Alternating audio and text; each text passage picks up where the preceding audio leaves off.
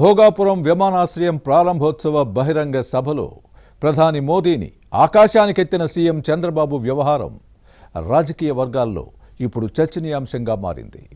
మోదీ లాంటి బలమైన నేత దేశంలో లేరు. ప్రధాని నేతృత్వంలో భారత్ ముందుకు వెళ్తోంది, విశ్వగురువుగా అవతరించబోతోందన్న చంద్రబాబు మాటలు అందరి నోళ్లలో ఇప్పుడు నాంతున్నాయి. మోదీ నాయకత్వాన్ని ఎదుర్కొనే నేత దేశంలోనే లేరు అంటూ ప్రశంసించారు. మోదీని అంతలా పొగడాల్సిన అవసరం ఏముందన్న ఏపీ మంత్రులు, టీడీపీ నేతలకు చంద్రబాబు చెప్పిన సమాధానమేంటి? సీఎం తరహాలోనే ఉప ముఖ్యమంత్రి పవన్ కళ్యాణ్ కూడా మోదీని ఆకాశానికెత్తడంలోని ఆంతర్యమేంటి? సీజేపీ ఆందోళనలతో కొద్దిగా కలత చెందిన మోదీలో నైతిక స్థైర్యం నింపే క్రమంలోనే ఇలా చేశారా? Was the story?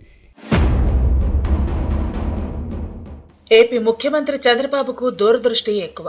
ఏదైనా ముందు చూపుతోనే చేస్తారు. ఏవైనా ఘటనలు జరిగినప్పుడు ఎవరైనా కీలక నేతలు కొద్దిగా కుంగుబాటుకు గురై టెన్షన్లో ఉన్నారంటే అలాంటి భావం నుంచి బయటపడేందుకు నైతిక స్థైర్యం నింపే ప్రయత్నం చేస్తారు. ఈ నెల 1న విశాఖ భోగాపురం విమానాశ్రయం ప్రారంభోత్సవ బహిరంగ సభలో ప్రధాని మోదీ విధానాలను ప్రశంసించి నైతికంగా మద్దతు ఇచ్చారు.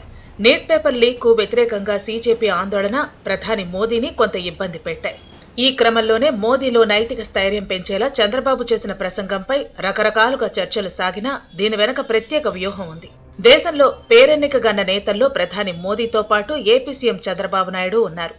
రాజకీయాల్లో సీనియర్ కావటంతో పాటు ఏపీకి సుదీర్ఘకాలం ముఖ్యమంత్రిగా చేసిన అనుభవం, విజనున్న నేతగా గుర్తింపు పొందారు. సంస్కరణలు చేపట్టి ఫలితాలు సాధించే నాయకుడిగా, సంక్షోభాలను అవకాశాలుగా మలుచుకునే నేతగా చంద్రబాబు నాయుడుకు పేరుంది. అటువంటి చంద్రబాబు భోగాపురంలోని అల్లూరి సీతారామరాజు అంతర్జాతీయ విమానాశ్రయ ప్రారంభోత్సవ బహిరంగ సభలో చేసిన అద్భుత ప్రసంగం టీడీపీలో చర్చనీయాంశంగా మారింది. గతంలోనూ చంద్రబాబు ప్రధాని మోదీని ప్రశంసించినప్పటికీ ఈసారి మాత్రం ఆకాశానికి ఎత్తేశారు. మోదీ లాంటి నేత దేశానికి దొరకటం అదృష్టమని, భారత్ ముందుకు వెళుతోందని ప్రస్తావించారు. దేశ ఆర్థిక వ్యవస్థ బలంగా మారుతోందని, అజేయ శక్తిగా అవతరిస్తుందన్న ఆశాభావం వ్యక్తం చేశారు.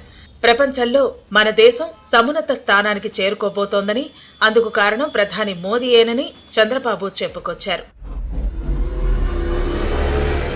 అంతేకాదు, ప్రధానితో చేయించే కార్యక్రమాలను చంద్రబాబు ప్రస్తావించారు.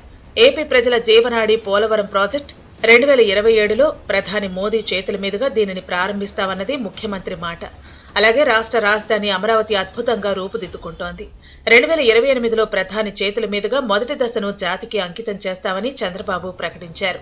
అదేవిధంగా డిప్యూటీ సీఎం పవన్ కళ్యాణ్ కూడా తన ప్రసంగంలో ప్రధాని మోదీని కొట్టగలిగిన నేత దేశంలో మరెవరూ లేరని చెప్పిన విషయాన్ని గుర్తుపెట్టుకోవాలి. మోదీ కాదనుకుంటే మినహా ప్రధాని పదవిలోకి మరెవరూ రారన్న అంశాన్ని ప్రస్తావించారు. నీట్ పేపర్ లీక్ కు వ్యతిరేకంగా ఢిల్లీలో జరిగిన ఆందోళనలో మోదీని విమర్శించడంపై పవన్ కళ్యాణ్ బాధ వ్యక్తం చేశారు. చంద్రబాబు, పవన్ కళ్యాణ్ ప్రసంగాలు పూర్తయిన వెనువెంటనే పీఎంఓ అనువదించి మోదీ దృష్టికి తీసుకెళ్లింది. పైగా అందరూ లేచి ప్రధానికి కృతజ్ఞతలు చెప్పాలని ముఖ్యమంత్రి చంద్రబాబు కోరటంతో ప్రధాని కూడా లేచి వారందరికీ అభివాదం చేశారు. అయితే ముఖ్యమంత్రి చంద్రబాబు ప్రధాని మోదీని అంతగా ఆకాశానికి ఎత్తాల్సిన అవసరం లేదన్నది కొందరు మంత్రుల మాట. ఎందుకలా మాట్లాడారో అర్థం కాలేదని చర్చించుకున్నారు. ఇక భోగాపురం విమానాశ్రయ ప్రారంభోత్సవ కార్యక్రమాన్ని ముగించుకుని ప్రధాని ఢిల్లీ వెళ్లిపోయిన తర్వాత ముఖ్యమంత్రి చంద్రబాబు కీలక మంత్రులు, నేతలతో మాట్లాడారు. అప్పుడు ప్రధానిని అలా ఎందుకు పొగడాల్సి వచ్చిందని సీనియర్ మంత్రి ప్రస్తావించారు. దీనిపై స్పందించిన ముఖ్యమంత్రి ఢిల్లీలో ఇటీవల జరిగిన ఘటనలు, కొందరు యువకులు మాట్లాడిన తీరు, ధర్మేంద్ర ప్రధాన్ రాజీనామాతో ఎన్డీఏ కూటమికి నైతికంగా కొంత ఇబ్బంది కలిగిందన్న విషయాన్ని ప్రస్తావించారు. దీంతోనే మిత్రపక్షాలుగా ప్రధానికి తప్పనిసరిగా నైతికంగా మద్దతుగా ఉండాలని తాను భావించానని చెప్పారు. పవన్ కళ్యాణ్ కూడా ఇదే అభిప్రాయంతో ఉన్నారన్నది జనసేన నేతల మాట.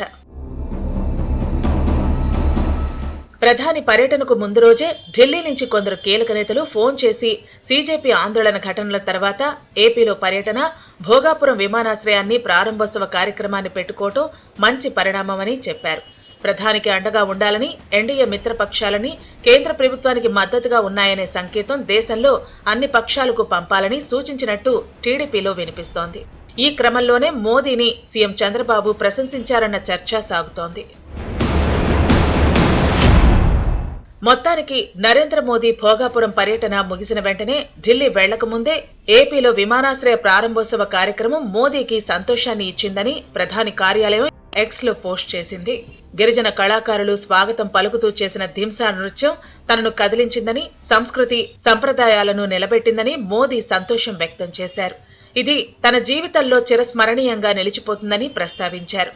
తాము పొగిడినప్పటికీ ఎన్డీఏకు మద్దతుగా నిలిచావని చంద్రబాబు సమర్థించుకోవటం ప్రధాని మోదీ పోస్టుతో బలపరిచినట్లు అయింది.